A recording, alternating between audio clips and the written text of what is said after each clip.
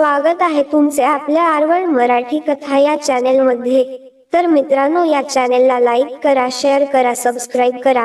तर मित्रांनो, माझ्या नोकराला जवताना बघून माझे काय हाल झाले ते मी तुम्हाला सांगते। नमस्कार मित्रांनो, माझे नाव मधु आहे आणि मी परभणीची रहिवासी आहे।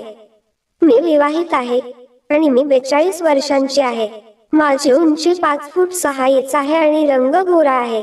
माझ्या शरीराची किमया 36-28 ते 38 आहे। मी जिम मध्ये जाते, त्यामुळे माझे पोट पूर्णपणे आत आहे। माझे पती 47 वर्षांचे आहेत आणि त्यांचा ट्रान्सपोर्टचा व्यवसाय आहे। आमच्याकडे खूप पैसा आहे आणि आमच्याकडे एक छान बंगला आहे। मला 2 मुले आहेत आणि दोघेही लातूर मध्ये शिकत आहेत। मी माझ्या आयुष्यात आनंदी होते, जोपर्यंत मला खरा आनंद माहित नव्हता। आणि खरा आनंद मला काही महिन्यांपूर्वीच कळला। तर मी तुम्हाला सांगते की प्रत्यक्षात काय घडले। 3 महिन्यांपूर्वीची गोष्ट होती। श्यामलाल नावाचा नोकर आमच्या घरी 15 वर्षांपासून काम करत होता। गेल्या काही दिवसांपासून त्यांची तब्येत ठीक नव्हती, त्यामुळे त्यांनी रजा मागितली। माझे पती त्यांचा खूप आदर करत होते, म्हणून त्याने त्यांना सुट्टी दिली।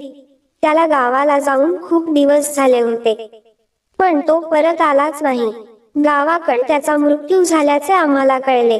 मग आम्ही पेपरमध्ये नोकर पाहिजे असे जाहिरात दिली। बरेच लोक आले, पण माझ्या नवऱ्याला कोणाचीच पसंती नव्हती। मग श्यामलालच्या गावावरून त्याच्या भावाचा मुलगा आला।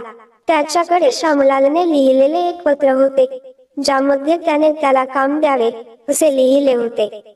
श्यामलालला विश्वासात घेऊन आम्ही त्याच्या भावाच्या मुलाला कामावर ठेवले। त्याचे नाव ओमकार होते आणि तो 30 वर्षांचा मुलगा होता। काही दिवसांनी त्यांनी आमच्याकडे पत्नीला सोबत आणण्याची परवानगी मागितली। आम्ही त्याला परवानगीही दिली। असो, आमच्या नोकर क्वार्टर्स मध्ये भरपूर जागा असल्यामुळे आम्हाला काही फरक पडला नाही। त्यानंतर तो पत्नीसह तेथे राहू लागला। ओमकार खूप चांगला मुलगा होता।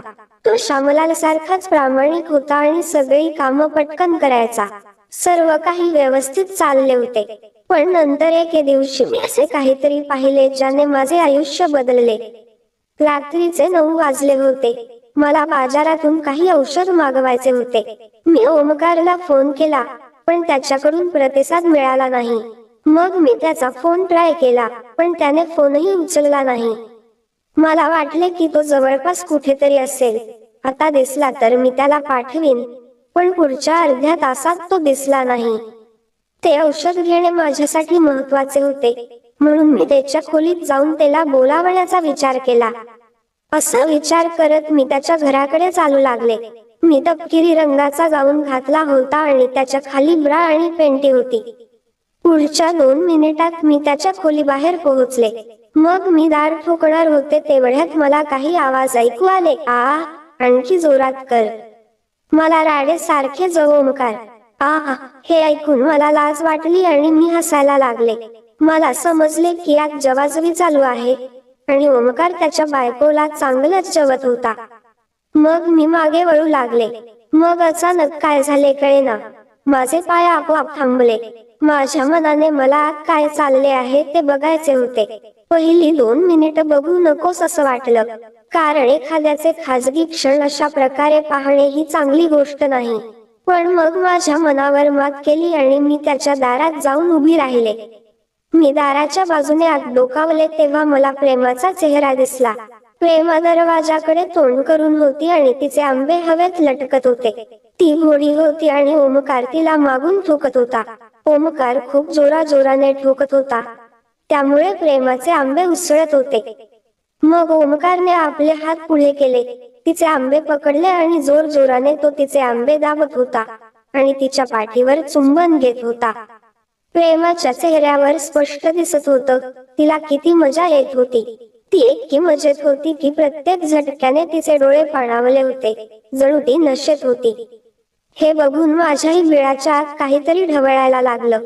मला ठोकण्याचा आनंद मिळत नव्हता असे नाही, पण आम्हाला जवाजवी करून खूप दिवस झाले होते। मग माझा हात आपोआप अंडवियाच्या आत माझ्या कुच्चीकडे गेला आणि मी माझ्या कुच्चीला चोळू लागले। प्रेमा आता खूप जोरात ओरडत होती। हे मला विचित्र वाटले, कारण जेवत असताना मी कधीही अशी ओरडली नव्हते.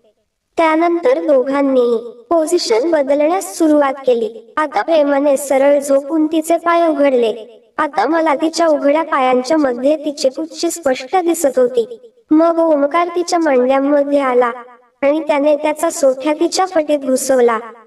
ओमकारचा बोचा माझ्या दिशेने होता.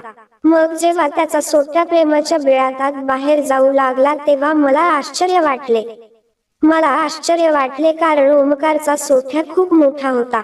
त्याचा सोट्या अंदाजे 8 इंच लांब आणि 3 इंच जाड होता.